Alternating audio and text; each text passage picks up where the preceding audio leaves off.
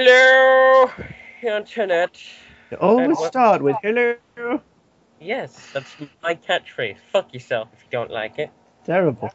So, this is our podcast, the Rope Break podcast. It's all things to do with wrestling, and we're not going to be reviewing any wrestling shows. We're not going to be the Dark Match or the C Show or any of the Wrestling Report. No, this is just we find a topic and we talk about it for like an hour to two if we can. And basically, we ramble. And then we'll end it with something little special that I've got planned for everyone. I am your host.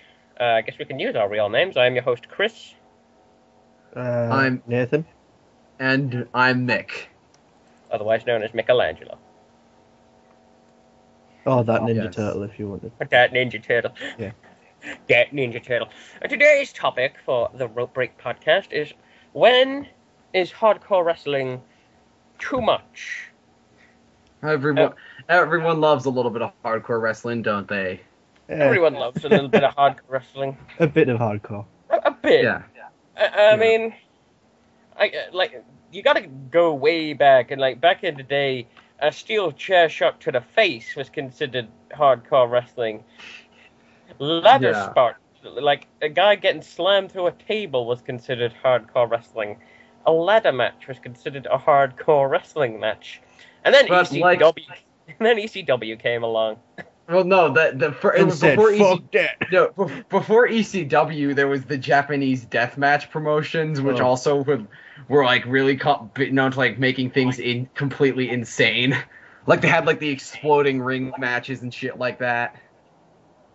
I mean, and that's kind of, and then ECW kind of took that idea and dialed it back a bit, but not fully. Not fully. And ECW is the one that really everyone kind of saw. The Japanese death matches. Not so many people watched those back But then. then, Not many people were aware of them. well, at least then there wasn't the horrific time, which was the 90s and all of the backyard promotions then. There were a lot Yeah, now, but damn, back then it was insane. You go, yeah, and all the ridiculous backyard things back then. It's one of those things where just like it's a natural. Like everything else in wrestling, it always just kept on getting more and more crazy until it eventually until we get CZW. Yeah. Well, I think we should go right back and back in the old days. I mean, it was kind of a special thing to see a guy getting hit with a chair and busted open and bloody. That was like, whoa, Jesus. You know, shield your eyes, turn your kids away from the TV, and Hide your kids, hide your wife. and you know, steel cage match. That was a rarity to see that, because that was considered quite a dangerous match before Hell in the Cell and all that kind of stuff came along. Mm-hmm. And a ladder Before match, Cage again, of Death, barbed wire steel cage. you know, and a ladder match, that was considered a career-ending match at one point, because here's these guys taking 15-foot bumps. Yeah. How do you learn to fall off a 15-foot ladder?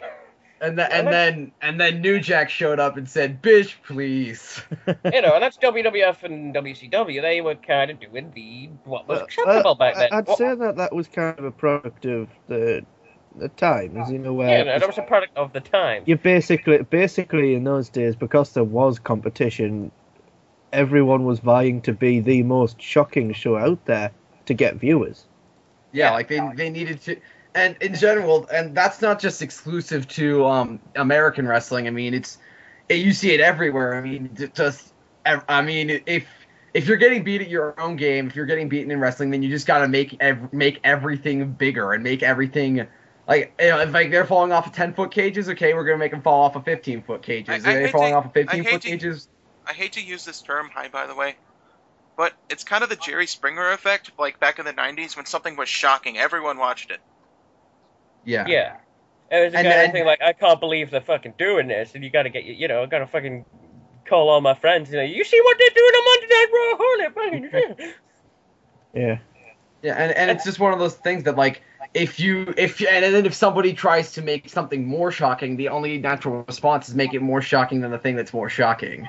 Yeah, obviously then there was the legendary Paul Heyman gets fired from WCW. He's got vendettas against WWF. He's got vendettas against WCW. Neither company wants anything to do with him at that time. What does he do? Well, he thinks the product's getting stale, so what he does is he makes his own company. Yep. And ECW is born. Now, how much of ECW have you guys seen? I've seen. Well, because I was like, by the time I started to be aware of things that existed, ECW was like long since been closed. Like, and when I started watching wrestling, I mean, I was way after the Attitude Era, so I haven't seen much of ECW. With me, all the stuff I've seen of ECW was after they were bought by WWE. Yeah, like, well, I mean, I've seen some of the original ECW, and I've seen a few matches, and I mean, I can't name off the top of my head which ones I've seen, but I've seen a couple, but my knowledge of the promotion is sketchy at best. ECW, I've seen like the barbed wire matches. I saw the Texas Death. I've seen that one. I've seen the barbed wire match with Sabu and Terry Funk. That one was ridiculous. Yeah, that was ridiculous. I saw the Texas Death match between Cactus Jack and Terry Funk. That was ridiculous. I saw the Singapore Cane match between Tommy Dreamer and Sandman. I've seen that one too. That one was the one that made Tommy Dreamer's career. That was what made Tommy Dreamer's career. Yeah, where he had to take 10 lashes with the Singapore Cane, and he kept saying to Sandman, "Thank you, sir. Can I have another?" Mm-hmm. And until that point, people didn't really follow Tommy Dreamer, and then after that, okay, this guy is a fucking badass. It wasn't just like they didn't follow him; the ECW fans hated him because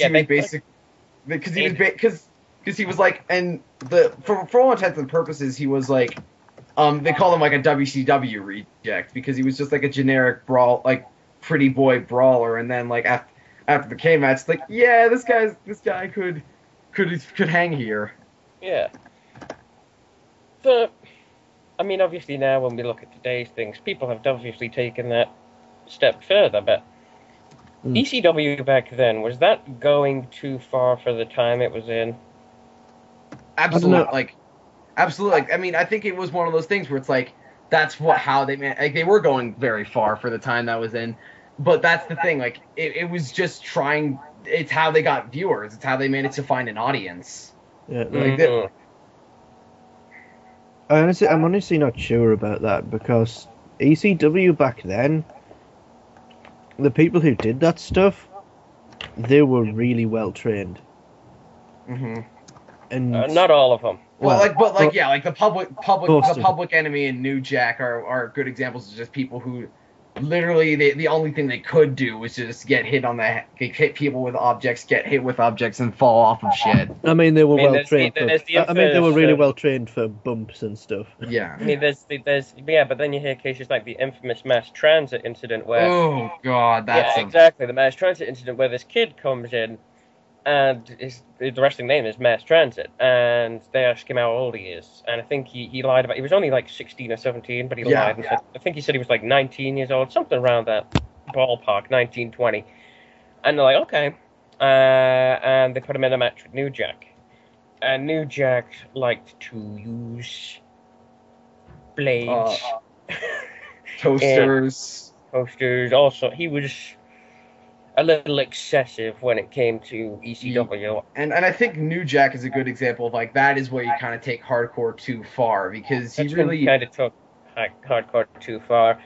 New Jack himself could literally make this whole thing, because there's a mass transit incident where he ended up sending the kid to the hospital. Yeah, and but apparently, like, that actually was one of the things that nearly killed ECW at the time, because their pay-per-view deals got canceled, and like, it was close to shutting down until they realized that Mass Transit actually asked New Jack to blade him, and he actually was asking to get the shit beat out of him by New Jack. And I guess New Jack just doesn't ask how much. Yeah, like, I mean, yeah, because it's one of those things. It's like, can you blade me? Okay, and then he'll just beat the shit out of you and be like, and there is no too much for New Jack. He nearly killed someone. He nearly killed someone by throwing them off the balcony. Yeah. He had the rafter match, and he actually did that. He was aiming to kill him. Really, he should have asked Devon to do that. he was aiming to kill the guy that he threw off that rafter. Yeah, so I think New Jack, first of all, that's a good example of taking it too far. A guy who, not only can't really wrestle for crap, but like just has no real restraint in the ring or sense of like pacing. Just like, I'm gonna take this and I'm gonna beat the shit out of you with it, and you're just gonna sit there and take it. 'Cause I think really where it comes down to is ECW of the time. It was too far, but it was a product of its time. Yeah, because there's no other way to put it than that. I don't. Because in general, if you notice, like a lot of things at the time in the '90s were sort of getting more like things were just getting progressively more violent, and so why shouldn't wrestling? That's true. I mean, the video games, the movies, the TV shows, all of that. Exactly. Really. And I mean, Comic everyone books. kind of points to ECW and says if it wasn't for ECW, we wouldn't have had an Attitude Era. I don't And think. I just want to know if we can kind of argue against that or not. Well, I think it is one of those things that like without ECW. It was one of the deciding factors, but by no means was the deciding factor, I'd say. And it is one of those things where like ECW, I think if it didn't exist, then either WWE or WWF or WCW, it would have just evolved with that. Because like I think at one point there would be one booker who would realize, okay, well like maybe we should make our product a bit edgier to kind of attract the young people of the generation. Would it be different? Or either could have just. Would it be different? Yes, but how different is kind of minor. Yeah, and I mean, and I think the other thing is that like if ECW didn't exist, there would have been another promotion like that could have spawned up, and I just think it's one of those things that like maybe Japanese wrestling would have actually become more popular in there. Yeah, like I mean, I just think ECW was like, I mean, it's a product of its time, and it's one of those things where like the Attitude Era was just an inevitability of wrestling in the '90s. It was kind of the natural next step of professional wrestling. Yeah, exactly, and the best way to describe hardcore wrestling for me, it is ECW is the best way to describe how hardcore wrestling goes. It's a bunch of weapons, a bunch of gimmicky matches, a bunch of people putting their careers and lives on the line, but there's really no wrestling to talk about in those matches. Yeah, but very little to none. You know what I always like to say, like the best standard for hardcore wrestling is if you watch is Triple H and Cactus Jack's street fight at the Royal Rumble. I think that's the best example of like how a hardcore match should go, because like even if there's little wrestling, you still need a sense of psychology when it comes to hardcore. Like you can't just like immediately start out by going for the thumbtacks and like the crazed light tube bumps. Like you gotta pace the hardcore spots as well. Yeah, but that's what everyone that watched ECW didn't get. They looked at that. So many morons got inspired by this. They saw the Singapore Cage, they saw the barbed wire, they saw the death matches, and that's all they took away. And these fucking backyard wrestling companies came along and were like, I gotta say, the first thing they always do was they go to a Home Depot store, they find light tubes, and they buy them in the droves. Yeah, like, well, it's just backyard wrestler, like, I mean, I'm not even going to mince words here. A lot of backyard wrestlers are idiots, and I mean, really, why, like, who wouldn't? I mean, if you're willing to basically take a profession that could easily, like, you could easily die if something goes wrong, or like severely injure yourself, and if you're willing to do that without any sort of training, then you kind of have to be at least a bit stupid. And like most people who like are willing to do hardcore stuff completely untrained are massive idiots. I just honestly don't get it. I mean, what is the appeal of doing backyard wrestling? I understand people wanting to I get people wanting to wrestle. I mean, if I wasn't as fat as I am, I would want to I would want to wrestle. You know? But it's just, I don't get why people want to backyard wrestle and just hit each other with light tubes for sort of. I mean, that's what I'm saying. Yeah, I mean, if I would want to wrestle if I didn't already have a career choice made out, if I was in a better shape. But these guys, they obviously want to wrestle, otherwise they wouldn't be doing that. If you want to wrestle, why don't you, I don't know, for example, get a job, raise the money you need, and go to a wrestling school? But not even a wrestling school. I mean, a lot of local promotions do, like, you know, do wrestling training on the side. My Yeah, I mean, local, my I've got local I've got a wrestling local thing. company that wrestling company near me that does wrestling training for £5 a session. I was going to say, My local, ever heard of instant gratification? Yeah. That plays into it, and also I think it's just another matter of like, I mean, people. I mean, I'm going back to like backyard wrestlers. Most of them are idiots. It's like this idea that I mean, hardcore wrestling. If you want to be a wrestler, it's pretty much the easiest in, and like it's the easiest thing to do without like having any actual training. Because like if you want to be, I mean, why be the next Chris Benoit, which would require like a lot of training experience and a lot of like learning how to actually wrestle when you could When just you be the can next get to the murdering your kids part Well, straight away. yeah, like when you could just besides be the murder. yeah. Well, I'm talking about the wrestler Chris Benoit, not the deranged murderer Chris Benoit. Like, okay, fine, be the next Chris Jericho. How about that? Yeah, Like, that's how about okay, be the next Chris Jericho when you can just be the next New Jack and hit people with weapons without having any sense of psychology, But logic, or safety. apart from all of the like ECW fanboys, who remembers like New Jack? Well, like, yeah, and I mean, it doesn't even have to People be New remember Jack. New Like, Jack. People remember New Jack, but apart from the ECW fanboys, people remember New Jack for the wrong reasons. yeah, and Oh, he sent a kid to the hospital. Oh, Even he then, purposely tried to kill a guy in a rafter match. even then, you would like if you talk to just not even take out like people who are big fans of wrestling, just go with like casual wrestling fans. If you went to a casual wrestling fan and said, "Do you know who New Jack is?" they wouldn't have a clue. But if you said, "Do you know who Chris Jericho is?" they would know immediately. yeah, but see, and I think that's another factor is that the people who do backyard wrestling and the people like the untrained idiots who do a hardcore probably do like watch a bit of hardcore, but the thing is that they don't pay close enough attention to how good hardcore matches work. Like they don't pay Yeah. attention to like they like all they see is just the crazed bumps and the deranged spots, and they don't pay attention to like in a good hardcore match. They don't pay attention to the parts in the middle. It's just like Oh, but Oh, it's they're so just punching. brutal. like they're just like, oh, they're just punching and kicking. Now I'm bored. Oh, look, he just threw him on the thumbtacks, man. I think you just did a good It- white boy it- impression. Yeah, It is like- it is the ECW CCW logic. It's just CCW. That's an- CCW. I will. I didn't know I'll get those to that. sentences could coexist. What CCW logic? CCW and logic. There's no logic. Okay. I'm gonna I'll talk about we'll get to CZW because I have a few things I want to say about them. Jesus. Yeah, we'll get to that.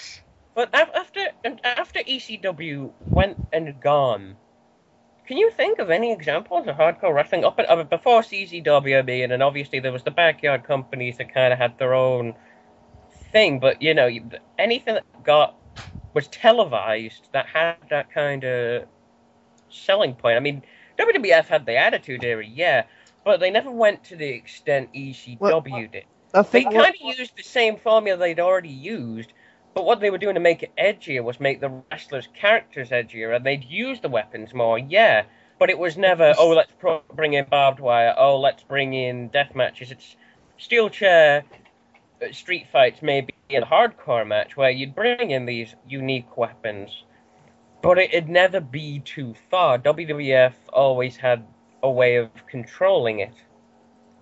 Yeah, well, and even then, like, it was also, I mean, a lot of people also forget about the Attitude Era, and this should be a good topic for another show, is like, that the Attitude Era wasn't just hardcore, and when it was hardcore, story behind it. Yeah, usually. that is one of the topics that we will cover as we go through the weeks, and that is the Attitude Era. Yeah. And, but I think it is worth pointing out that, like, even in many other, like, I think hardcore wrestling, though, I mean, even though I will, like, say a lot of things bad about it, I think it does still get, like, a lot of people tend to lump the bulk of hardcore wrestling in with, like, the idiots and, like, the untrained, it's the kind John of like Zen. the NASCAR of wrestling.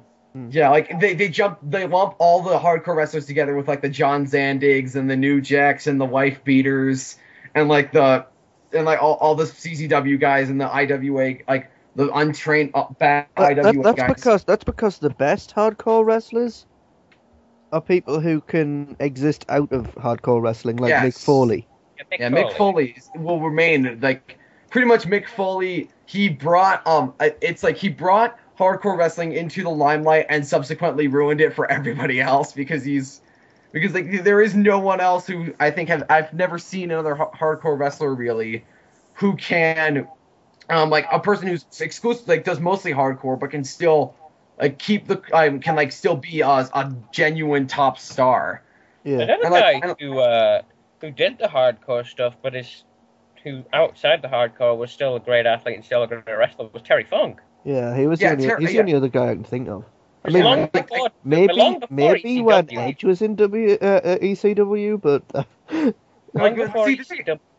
Long Yeah, before like- ECW was like- long before ECW, Terry Funk was wrestling, and then he Yeah. did that hardcore. And that's what everyone remembers Terry Funk for. Is his stint in Terry ECW. Funk's fucking ancient, but he's still. Well, he was good. Yeah, like that's I mean, that's because a lot of people tend to forget that like I mean, because by the time he started working in ECW, he was close to like he was already pushing like 40. He was already in his 40s by the time he was working in ECW, and like the thing is that a lot of people tend to forget that like Terry Funk actually not only was one of the most badass hardcore wrestlers in professional wrestling history, he also had some like was a pretty good wrestler on the side. yeah. Well, Like, but- exactly. but- That's what I'm saying. The best hardcore wrestlers are ones that they could do more than the hardcore stuff. They were very good at ring psychology. They were very good Yeah. at mic work. They were very good at actually wrestling. You know? Yeah, and it's one of those things where like, and that's always like really what bothers me. And like, if you see in CZW, what's more disappointing isn't seeing the guys who can't wrestle doing all this crazy shit. It's the guys who actually have potential to be good wrestlers, but are just held Yeah. back by all this this crazed violence. There's this guy in CZW, Drake Younger, who I think he has some good in ring skills, but like.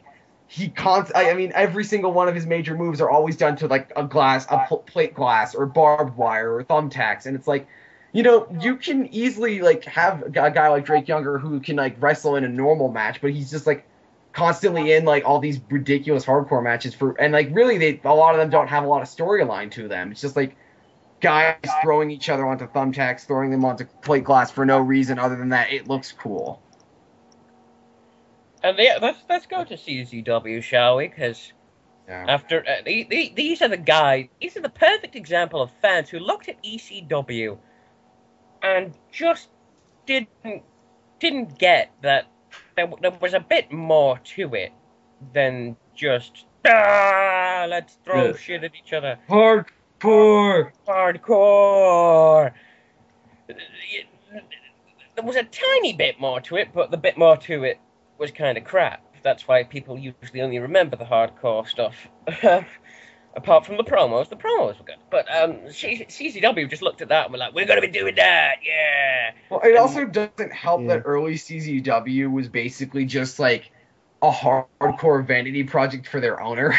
The thing is that like it's just like there's. And I mean, if you look at the guy John Zandig, who's the man of Jesus fame. He is essentially just like the ultimate example of everything that's wrong with hardcore wrestling.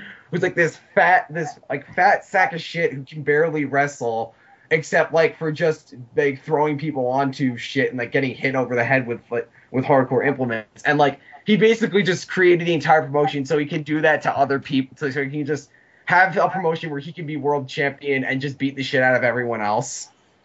I mean, you can. I want to be world champion, but how do I do it with absolutely zero talent? You can sit and you can make fun of WWE. Like, we can get angry at the quality of WWE because you expect, and TNA because you expect something better out of those two. Because those are the two I could get, main companies that people watch in wrestling. It's either TNA. You either have your TNA fanboys or your WWE fanboys. Or you have people that watch both. And then you can look at like ROH and you can even, like, WWE fanboys, you can look at TNA, you can look at ROH, you can make fun of it, you can say it's bad, you can laugh at it. But is there anything lower on the chain than CZW? Well, like, see, at least with thing about CZW is that, like, there are some points, though, where they actually hire people who are good wrestlers. And I mean, like Chris Hero, he was CZW World Heavyweight Champion, and same with like guys like Super Dragon, Dean Ambrose, Eddie Kingston. Though I do love the term they came up with a while ago for those kind of wrestling. It's not hardcore; it's garbage wrestling. Yeah, like, see, that's the thing. Like, there's and through like the actual good wrestlers in CZW, you get like for every good wrestler you get out of like a hardcore promotion, you get 5 garbage wrestlers, like who just I can't think do the anything. thing is with hardcore wrestling, a lot of the time, when it's a company like CZW, if they have good wrestlers, it's even worse because you know that there's potential there that's being wasted. Yeah. I mean, the problem with hardcore wrestling, I don't even think it's the wrestlers. I don't think it's the bookers. I think it is the fandom of hardcore wrestling. Because even when you look back at ECW, when people like Mick Foley, when Mick Foley realized, look, I've got a family, I've got a wife, I've lost an ear, I've lost half my teeth, I'm doing all this. And there's people outside in the fans telling Sadman to cane my son. I think I'm done with this shit. Yeah, like, and a lot of the mutants, like the ECW fans, like some of them are like, I mean, I'm not gonna like make a vast generalization about an entire fandom, but like there are a lot of really bad hardcore fans who like, and I mean, I like on the dumb wrestling comments thread on the forum. There was a mention of like somebody who was like acted complete like who was like saying that they shouldn't ban blading because and like they were talking about how Nigel McGuinness or Desmond Wolfe, as you know him in TNA, how like he had to retire because he got Hep C in a hardcore match. Like and like they were talking about like, oh no, we shouldn't ban blading and chair shots. It's like, and I mean, it's one of those things where like the lack of concern for wrestlers' safety can sometimes get a little bit like it can raise a little bit of concern at points. Like, yeah, like this idea that like seem to be the worst, especially in CZW, where it's just like, we just came to watch people get their shit kicked out of them. It's just like We these are came to real watch someone people getting really hurt, and people are just cheering it like it's nothing. And by the If they were way, in that situation, they'd fucking cry. These are like, this is seriously the equivalent of people at the Coliseum cheering Christians getting eaten by lions, okay? I think it's more that because there's this thing about wrestling being fake, to them it's just a TV show. They don't see the real pain that people go through in it. And it is also one of those. You look at the fans, they cling to the lives of these wrestlers. Look at Tommy Dreamer, look at everyone in freaking EV 2.0 now, as they like to call it. Fucking miserable, depressed. Yeah, like, no, like you said, look at Tommy Dreamer. Hardly able to walk. And these fans are like, yeah!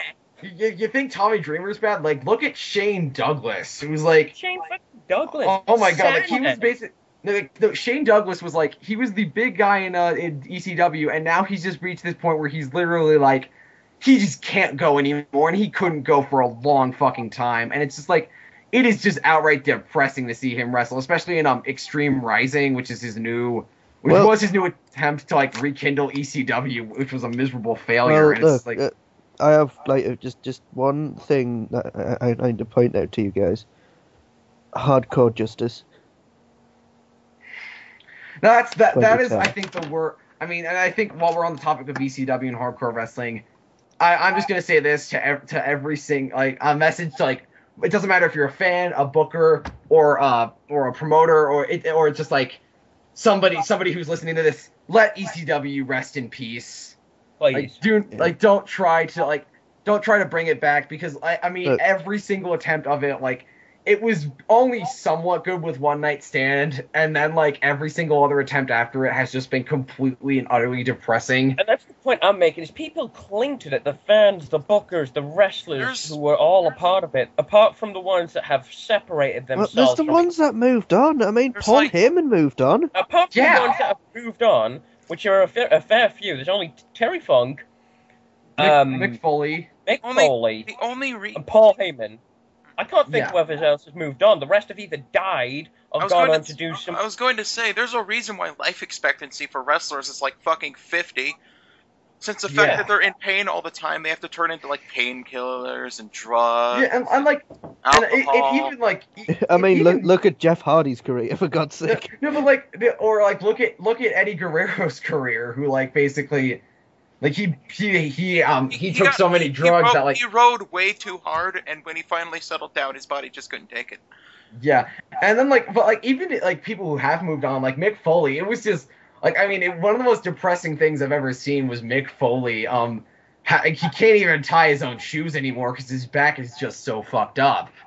Like he literally just can't even bend over to tie his shoes. He has to get like his wife has to tie his own shoes for him, and I think that's honestly really sad when you To think be about honest, it. I just imagine Mick Foley trying to pick up his kid and then just in a lot of pain.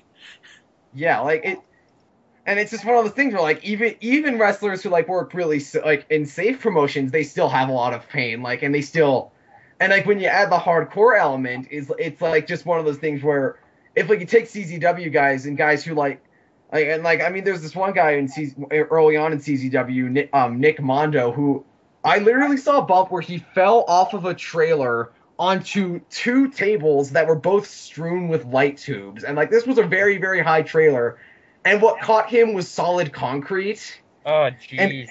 And it was what, like, yeah, because like with most table bumps, like I mean, the table cannot cushion your fall very well, and I mean, No, chances are, no. like, you'll still probably land on it, and like that's why most table bumps you see them on the outside, like on the mats or like in the ring. This one was literally on a fucking asphalt, like on asphalt. Oh, Like he God. and like so like and he had to retire literally like right after that match. Like that was one of his last matches because it's like, and I don't blame him because he's probably like still feeling that today. And that match was like over around a decade ago. And I mean, it is one of those things where it's just like it can hardcore wrestling can kill you. And I mean, I think that's when it starts to become too much. Faster than normal wrestling. I mean, normal wrestling, there's people who never wrestled a hardcore match in their life that wake up with like pains and aches and have to take pills and all that. I mean, honestly, just look at Jeff Hardy and imagine if he hadn't stopped the drugs. I could imagine him being dead now. Yeah, he was really close to being Eddie Guerrero. And he is still like, I mean, you look at him now and he's pretty much halfway to death. I mean, like you can tell that every single thing he does in the ring now in TNA, his back is just killing him. And he's in his mid-30s. He's not that old. The greatest examples of what just, not even wrestling hardcore, just what wrestling can do to a human body are Hulk Hogan and Ric Flair. Oh my God. Like Ric Flair, it is literally like the saddest thing, like to just see him like still trying to wrestle at like 62, and it's like, Rick, you are basically the Walking Dead now. Like you cannot rest. And like Ric Flair, he's a guy that took like a shitload of blade jobs in his life, and if you look at his forehead, it practically looks like someone took a cheese grater to it. I was going to say, Jeff Hardy's like 39, 40 something. And he shouldn't be close to that fucked up. Yeah, I haven't he's 35. Like he's 35, Jeff Hardy. Like he is not. There are other Jesus, guys he as acts well. like he's 50. Yeah, I know. That's the worst part. Well, I mean, another one that happened recently. You know who's another guy who's about 35? Fucking John Cena. Well, Edge, yeah. Edge had to retire recently. Edge had to retire. And that's He's just only because like 39. I think he. Hold on, how old is Ed? I've got the Wikipedia page up. He's 39. I mean, and these are people he's 39. And these are people who, if not wrestling normally, wrestled a bit more riskier than others. These aren't people who are known as hardcore wrestlers. Hardcore wrestling takes more out of a wrestler than just normal. I mean, I think where I'm coming from with this though, is that Edge and Jeff Hardy, they weren't quote unquote hardcore wrestlers all the time, but back in the early days, they were doing some crazy, like, you know, ladder shots and table shots and all sorts in the tag match, in the earlier tag. Hell, Jeff was known for just falling off of shit. Yeah, like it's just like, but like they stopped that quite early on, and look the stuff that and look at them now, you know. Yeah, and I guess, and I mean, that's just one of the things, I guess, like, trying to bring all this back to to, like, where we started. That's where kind of hardcore gets too much. It's like, when you have these people doing hardcore matches day in and day out, and have them just suffering so much injuries that they literally, like, can barely even walk later in life, I mean, that's when it gets to too much. And, I mean, and back to that guy, Nick Mondo, who I mentioned, like, who took that bump onto, like, 2 tables with light tubes that was on asphalt. You know how old he was when he retired? How old? 23. Wow. Yeah. So just like that's like, and that's where hardcore becomes too much. I think that's like, just when like people just like start to like embrace this and like it's all, yeah, let's do it again. Let's see him get even more injured. It's like, I mean, you gotta have a sense of restraint when it comes to hardcore. I mean, you gotta just like. I mean, hardcore's good sometimes. I mean, like, and if you have at the end of a really intense feud, if you want to like convey that two guys really really hate each other, but like and I mean, it's good to have a hardcore match occasionally. I mean, Yeah. Well, just to put it into some sort of perspective, buy the hardcore wrestling video games and then search the guys on those from like the PS2 games. See how many of them are still wrestling. See how many of them are still alive. Yeah. Yeah. Like, oh god, Jesus Christ. CCW. We Really have to depressing talk about, edition. we have to talk about CCW because Mick wanted to say quite a few things. Well, no, I think I said all I needed to say. That it's just like, it's just hardcore day in, day out. Very little in terms of storylines. Very little, and with some good wrestlers, but like alongside the good wrestlers, there's a lot of really bad ones. And I mean, just like no logic, no coherency, with just like a bunch of fans who are more than willing to see people like go through like really awful like take some really awful bumps just for like the sake of entertainment. And I mean, it just gets. I mean, it's too much, honestly. I've watched a few CZW shows, and I mean, if it was like, I mean, it's one of those things where like, if I saw a good CZW show, I mean, I've seen like, I mean, if there was like less hardcore, like if it was just like, oh, one hardcore match or two, I mean, but this is like almost every match is hardcore, and I mean, it just gets too much at points. Hmm. I was just going to say that people are complaining that WWE's too tame, but to be honest, they kind of have to be. Well, Yeah, okay, Since they don't want okay, then everyone to how make about- fucking Mick Foley by the time they're like The 55. thing is, well, how about this then? How about this? Every year, there's the Undertaker match at WrestleMania. He has to take a year break in between those just to recover. Hmm. Yeah. Would you say that's going too far? Well, he's not even. Well- even. I think Undertaker's the farthest you can really get from like he's not. I mean, he invented the Hell in a Cell match, but like if you actually watch a lot of Hell in a Cell matches that Taker's been in, I think the only one where he really takes a huge beating was his match with Lesnar. Like that's really. I wouldn't say Taker's. I think the reason Taker needs to recover to take a year to recover.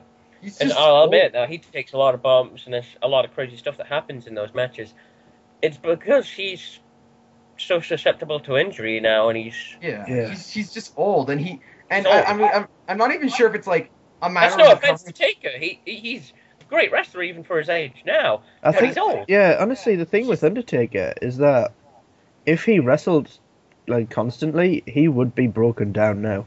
I was like, going to say, if Taker's being- Undertaker gets injured anytime between the WrestleManias, they're fucked.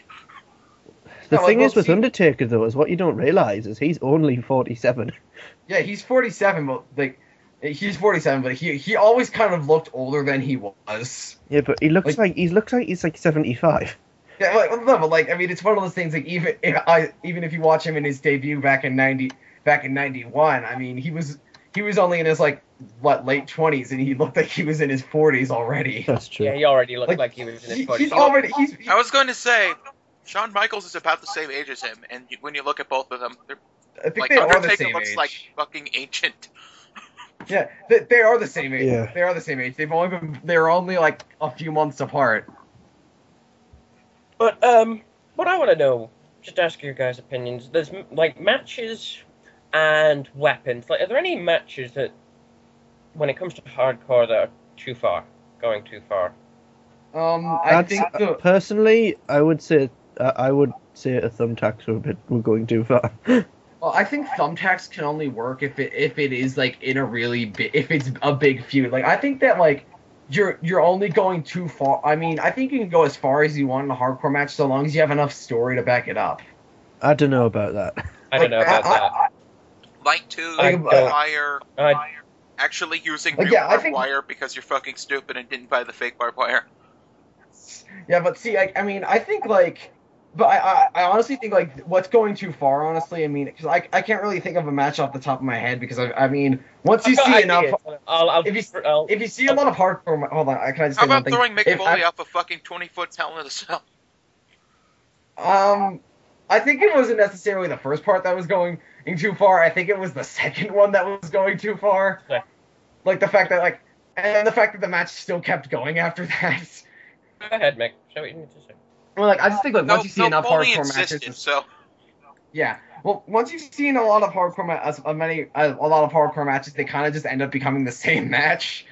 Like, so I mean, chances are I couldn't be able to give you a hardcore match that went too far off the top of my head because I'm probably just blending them all together. Yeah, well, I'll give out matches, and you guys give your opinion on whether they're going too far or not. For example, barbed wire match. Depends on like how the barbed wire is used. Not when they're using fake barbed wire. When they're replacing the ropes with barbed wire, when they're wrapping weapons around with barbed wire, that kind of. I think the weapons in barbed wire is fine because that's one of those things that you can protect against in fake. But like I think with the ropes in barbed wire, that's getting a little bit ridiculous. Because like if you see the match Terry Funk and Sabu's barbed wire match, also barbed wire spots in general. Well, like, I think the thing, like, if you see Terry Funk and Sabu's barbed wire match, like, most of the match is just getting them untangled from the barbed wire ropes, and I think, like, that's not very entertaining, and it's also not very, like, it's not safe either. Yeah, for me, I think the best sort of middle ground with it was when ECW was bought by WWE, and they kind of, you know, they did have hardcore matches, but they weren't anywhere near as bad. Mm. Yeah, and... another match. They were focusing on the match part, and the hardcore was just a modifier. Another match that's coming to mind is a rafter match, and if anyone doesn't know what a rafter match is, they set up this big, tall, at least I think it's 50 foot high, maybe, rafters. The wrestlers climb up it and fire on it, and basically the aim of it. Scaffold match and scaffold matches and those should just not be used at all. I think scaffold matches are awful. Scaffold matches is the aim of that is basically to throw your opponent off this 50-foot high scaffold match, and usually below is placed tables of some sort. I think there's just too much that can go wrong with that kind of match. And like, I mean, see, the thing about like, I think a scaffold match, it's not only going too far, it's just a generally really, really awful match because it's like... I remember this one match where there was like a pyramid of tables, and during the spot of the scaffold match, he just threw them off, and he missed every table. Yeah, like, see, that's the thing about it. It's like, there's not only a lot that can go wrong, it's just like, if you, like, throwing someone off of a 50-foot scaffold, no matter, even if they're getting caught by a breakaway wooden table, it's going to seriously fuck them up. And I mean, it's one of those things where you can't do anything in a scaffold match other than just punch, kick, and throw someone off. Yeah, but the stupid thing about that is that it doesn't even look entertaining apart from that one bump, you know? Yeah, like... It's not entertaining for people who watch hardcore bumps, but say, you know, for example, the Mark Henry versus Big Show where they superplexed off the top rope. Big guys do get injured a lot easier, so do you think it's a good idea to do stuff like that? Guys? Yeah. I disconnected. Oh. We're still recording, though. Oh. Okay. Okay. Why did it miss out? When did you disconnect? My internet turned off. Yeah. When did that happen? When? Just now. I came back. Yeah, I know, but what part did you miss? What you were like... What was said last? Something about matches, and I left. Well, okay, for those that missed it, we were talking about barbed wire matches. What we said was when we were talking about scaffolding matches.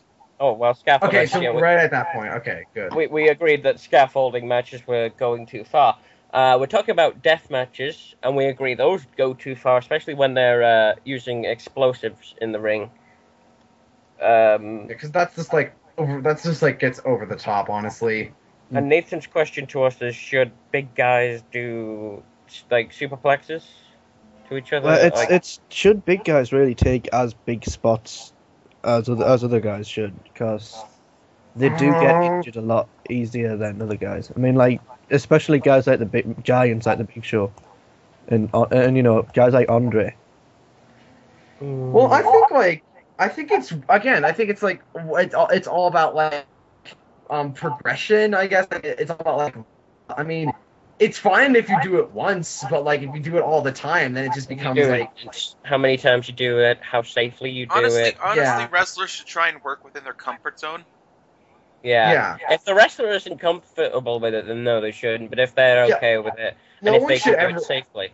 Like the fundamental rule of wrestling is that you should never force a wrestler to take a bump that they're uncomfortable doing, or like to do. Like, I mean, because in general, like, you always gotta protect your wrestlers, and if a wrestler's like, okay, I don't really feel like I don't think I should do a hardcore match, like, I'm uncomfortable with being in it, or if they veto it, then I think it's worth like noting that like to just say like, okay, yeah, then you don't have to do it. Like, you should never force someone into a hardcore match. This guy is out there busting his ass to make you money, so he better at least get one or two things in his favor. He's got to get a few perks in the business, yeah. Yeah. Now, when it comes to weapons in hardcore, I think, for me, one of the worst weapons you can ever use is either glass or light tubes. Oh, yeah, Glass is so unpredictable that you can't do anything with it safely. Yeah. You cannot predict what to do with glass. You can't predict what to do with light tubes. Yeah, glass light tubes aren't just glass, but they have like poisonous chemicals in them. They have mercury. They have mercury to induce a chemical reaction, and there's other chemicals in there. That's why it's so full of dust. It's full of dust. It's got mixture of chemicals. It's got mercury in it. If it gets in your eyes and you blink, you're fucking blind. If you get it in your eyes, you could be blinded. The worst part about light tubes is that everyone uses them. Like everyone uses them. Like they aren't aware of the fact, like, because like I honestly think light tubes, like on a scale of 1 to 10 of like hardcore weapons, like 1 would be like the ring ropes. I think like the least hardcore, 10 being the most. I think light tubes lie firmly at the 10.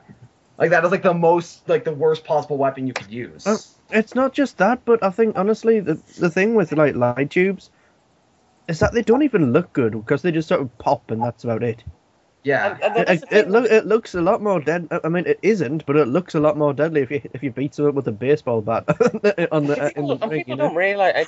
People do not realize how unpredictable glass can be.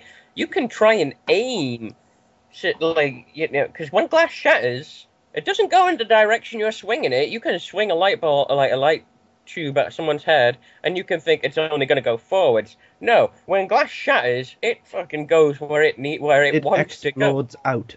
It explodes outwards. It doesn't just go in the direction you're swinging it, or let's say you're driving it down into the mat. If you slam it down, doesn't mean the glass is just going to spread on the mat. No, it can shoot up into the air because of the force that you're using. Glass is fucking unpredictable as hell. Which is why when we're watching the Jew episodes, when they were using those light tubes, it was partially really bad because they were especially for the one where they were indoors, it was getting really, really cloudy with all of the chemicals that were in there. The light tube dust hanging in the air. Yeah, that's not good. I honestly think a light tube only works if you use it once and treat it as if it's death. Like, can we think of anything worse than glass and light tubes? That's the worst for me because there's so many things that can happen. It can get lodged into your skin. Short of bringing in a katana into the ring, or a shotgun, or something really weird like a fucking taser or something. A taser would be better than light tube. Like, actually, a taser is actually kind of safe. You know where a taser's gonna go. You know where a taser's gonna go, and a taser's specifically designed to pacify but not kill. Pacify but not kill. Glass can kill. It can get lodged in your skin, it can get lodged in your eyes and blind you. Again, mercury, the chemicals, that can give you cancer. Yeah. If that accidentally goes into their mouth, they're dead. Yeah. At least horrifically. Or at least horrifically injured, and their organs have suffered some fucking trauma. And really ill. Yeah, And really fucking ill. Yeah, do you know what happens if you inhale glass dust? you die. Yeah, Oh, it cut up shreds esophagus your in insides. lungs. Yeah, your lungs are basically just say goodbye to your lungs because now you're gonna have to now they're fucked up for good. Can we literally? I mean, obviously, guns and that we can say that, but that would never fucking happen. But what they use today in the ring, is there anything worse than just glass and light tubes? I honestly can't think of it, but I don't know because I don't. Apart from the stuff we've watched, I haven't seen that much extreme I just stuff. keep thinking of Yeah, ridiculous things like razor blades or something, but No, but like even a razor blade, I think could be potentially safer because as long as you're not trying to kill someone with it, like. Well, the thing Like with the razor blade is you can at least control which direction it goes. Yeah, and like a razor blade, it's like the only way you can kill someone with a razor blade is if you're actually trying to kill someone. well, I still think the worst is light tubes and throwing people off of really high shit for no reason. Really Yeah, high. that's- Yeah, that's So throwing people off really high shit onto light tubes? No. That's Yeah, that's and I've seen that. Oh, I got one that could be potentially worse. A weed whacker. ow. People have used a weed whacker? Yeah. Yes, that was actually the final match of this first CZW Tournament of Death. That's really that's really like inconvenient. Yeah. Okay, hold on. Tournament of Death 1. I'm Honestly, gonna try to find. I would say that a weed whacker wouldn't be quite as bad as light tubes still. Yeah, well, but anyway, yeah. The first Tournament of Death, 200 light tube. Oh wait, no. When was that? Oh yeah, he hit a weed whacker during the match. Like he used that on his chest. Like he just used a weed whacker on his chest. Oh. Ow. Here's a picture of it if you want to see it. Yay. Yeah. Yeah. So I think in general we can sum it up like this: hardcore wrestling goes too far whenever there's really a company that bases itself around it. That's what we're gonna do. Because to them, It's especially when they base it around that and have nothing else. Nothing else. I was going to say basically when they treat hardcore as their norm and they have to go like Yeah. extra for that kind of shit. Yeah. And oh my god, what and the fuck? Yeah. Like, Oh yeah, my god. Yeah, it's fun. See that is where it gets. I think. I just swear that I could be picture- watching it. I swear I could feel like a fucking autopsy photo if I. Still, like, this seriously looks like a murder scene. Like, I swear to God, like, this would not look out of place in, like, an episode of Law and Order. Like, yeah, so I think that picture of, the weed whacker, it just sums up the entirety, like, just sums up, like, the entire thing. Like, this is going too far. This is too far. Yeah. Yeah, that is too far. That's yeah, I think you know what, you can whine and complain that WWE and even TNA to a degree compared to other stuff out there is tame. I'd rather have something that's tame and safe rather than look at something and know people could have died after this. Hey, you know, this guy is severely injured and probably will be for the I'm looking at this Yeah. weed whacker thing and I'm thinking this guy that took the weed whacker either needed a major surgery or he fucking died. No, he's still alive. It freaking But looks that like it. that is the same guy who retired at the age of 23. Like that's the same guy. I wonder That's Nick why. Morrow. Yeah. Well, like it was the light tube log cabin match that did him in. Lock him. Like, it's basically the objective of it is a scaffold match where you throw them onto a onto like a little hogan made entirely out of light tubes. Well, I think I'll do this little wrap up and then we'll play our game to end the podcast. We can cheer ourselves up a bit because this has been quite a depressing one. Yeah, The well, depressing edition. I think the wrap up here should be, if you're going, like, we can all have our little wrap I've just watched that scene on YouTube, and whilst he's doing that, a guy on the outside is also throwing salt onto the wound. Oh, God. Oh, you found the match? Yeah, well, just that scene. Oh, God, that's terrible. Yeah, but you can all have a little wrap up and opinion. But I think if you're going, first of all, if you're going to do a hardcore match, you need to have some kind of control to it, some kind of. You can't just say, go out there, do what you want, and use what you want. You've got to have some kind of limit and control to a hardcore match. Mm-hmm. And when you do, if you're dead set on having a company set around hardcore matches, don't have that be every match on your card. Don't have it every day, day in, day out, because something hardcore needs to be special. Something hardcore needs to be special. It's special. To make hardcore good, it needs to have a lot of psychology to it. It also kind of needs a reference point. Like, I think this is more hardcore than usual. That kind of thing. I beg, if there's anyone out there that's listening to this that's thinking of doing a backyard company, or even, whatever, if you're associated I kind of want to see a backyard Chikara. Do you guys, if you're listening to this, if you're associated if you're associated with anything, something that's using light tubes or glass as a weapon, for God's sake, see if you can make them stop. Yeah. Because that's no. Dial it back, like, just because you have to. No one's gonna judge you for it.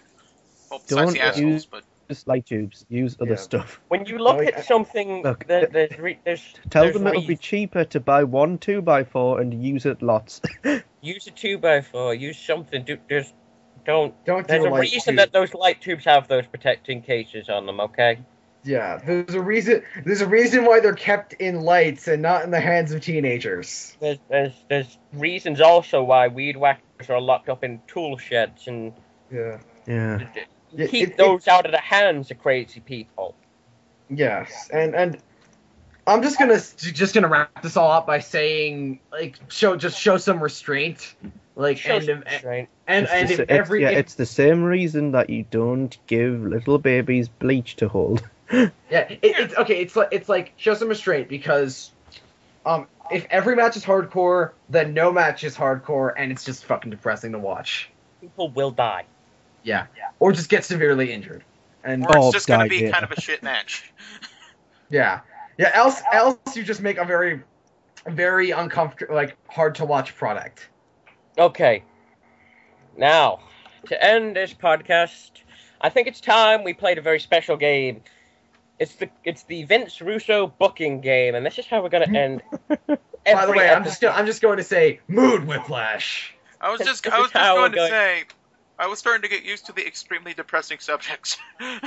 Well, now we're going to cheer ourselves up a bit. This is the way we're going to end it. The Vince Russo booking game, for those that don't know, I'm going to come up with, there's 4 of us here, so there's going to be 4 completely random people. They can be wrestlers, they can be fictional characters, they can be non-fictional characters, celebrities, anyone that I so choose.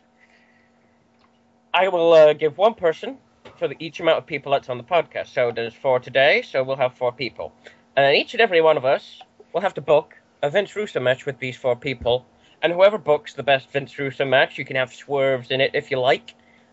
They'll be Vince Russo for the week, and they can either take pleasure in that, or they can cry themselves to sleep in it. I'll do both.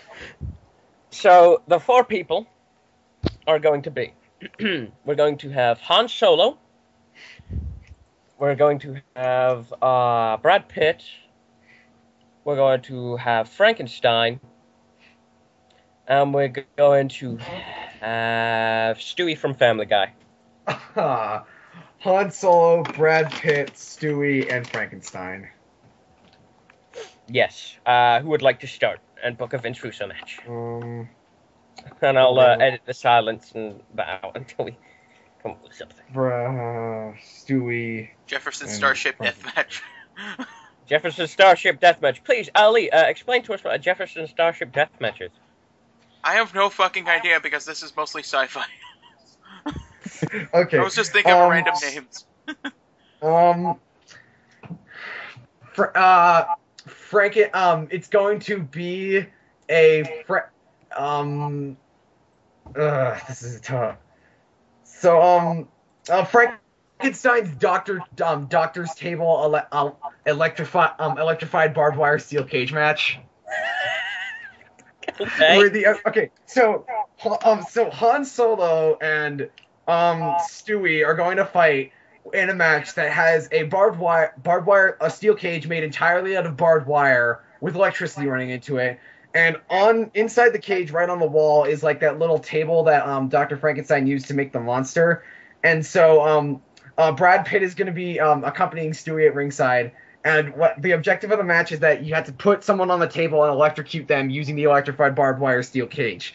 What happens in the match is that Stewie gets Han onto the table, but then Brad Pitt shows up and German suplexes Stewie into the cage, to which Frankenstein starts to electrify the cage, causing Stewie to lose the match even though he was not on the table.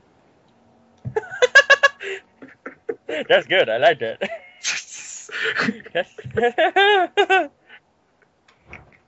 Oh god. So top that, bitches. Ooh, we gotta have. I don't know whether I'm going to top that, but I'm going to give it a go. Okay. What it is, right, is Han Solo and Brad Pitt have been feuding for a while because they both kind of can't decide who has the best hair. So it all culminates in a Chewbacca on a pole match.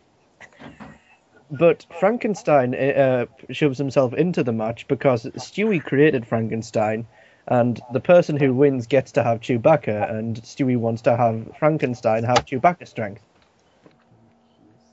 And it and it ends in DQ somehow. Okay. Okay, so my match is a tag team match between I think it's Han Solo and Brad Pitt and Frankenstein and Stewie. And what they have to do is they have to set up a cardboard airplane. And they have to, like, it's a 2-seat airplane, so they both have to sit in it. And they just kind of...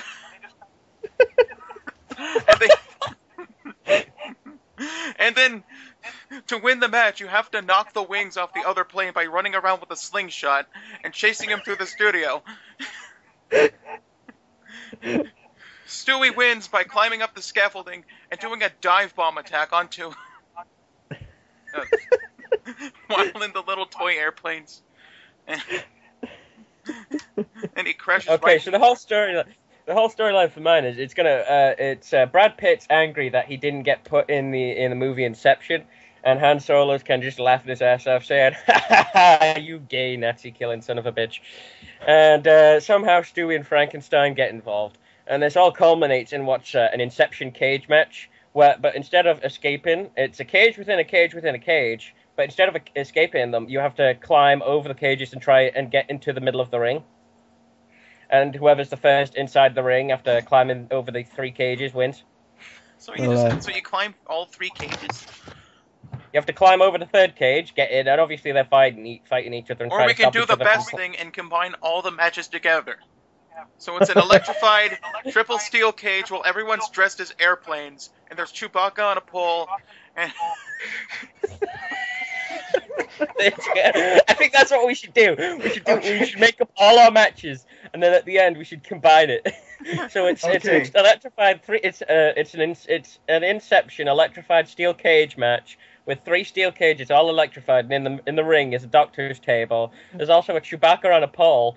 So after you've gotten Chewbacca on a pole, you then have to electrify your opponent and put him on the Dr. Frankenstein's chair so you can bring back Frankenstein's monster. But somehow you also have to win by pin. Oh. No, you have to convince Chewbacca to pin them. But, yes. Come on, for me. And how it ends with a DQ. But although we've combined it, I have to say the best match idea was Mick. He's Vince Russo for the week. Yeah. I would have thought it would have been best if the Inception match was just like a Hell in a Cell, but like it was 3 Hell in Cells, but they all spun like the. Here's an Inception. Here's an Inception match. Is that like every 10 minutes they add another cage on top of the last cage. Okay, here's what happens. No, guys, here's the Inception match. Okay, it starts out with like a normal match. Then suddenly there's a cage that gets lowered over the ring, and then that one starts spinning. Then there's a third cage, which is slightly smaller than the last one, and the match is fought in slow motion. And then there's a fourth cage. And then there's just like, and then they drop like 3 tons of water on the entire cage. No, the water is the first cage. Yeah, the ring gets dropped in water like Vampiro's blood. Like this water just comes right onto them, and then like all the cages drop at the same time after a certain time limit. And then there's a bathtub spot for some reason. No, there's a spot where like a guy's sitting in a steel chair and he just flips him into the bathtub. So yeah, Mick's definitely Vince Russo for the week. This was Rope Break, and same next week again, yeah, guys? Yeah. Next Yeah, week, okay? it'll probably be another Same depressing time, show next same week, just as depressing. Next week, I'll actually give you a preview to what our topic's going to be. Next week, our topic is going to be the Monday Night Wars. Ooh, the thing I wasn't there for. Okay. Oh, goodbye. And I okay. Oh, okay, we'll sign off. I was Chris. Mick. Nathan. Jacob. And this is Rope Break. Goodbye, everyone. Bye.